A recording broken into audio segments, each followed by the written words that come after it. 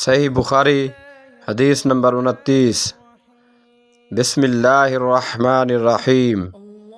شروع اللہ کے پاک نام سے جو بڑا مہربان نہایت رحم والا ہے۔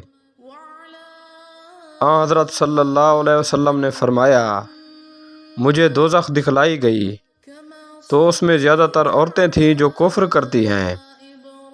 کہا گیا، حضور کیا وہ اللہ کے ساتھ کفر کرتی ہیں؟ آپ صلی اللہ علیہ وسلم نے فرمایا کہ وہ خاوند کی ناشکری کرتی ہیں اور احسان کی ناشکری کرتی ہیں۔ اگر تم عمر بھر ان میں سے کسی کے ساتھ احسان کرتے رہو، پھر تمہاری طرف سے کبھی کوئی ان کے خیال میں ناگواری کی بات ہو جائے تو فوراً کہہ اٹھے گی کہ میں نے کبھی بھی تجھ سے کوئی بھلائی نہیں دیکھی۔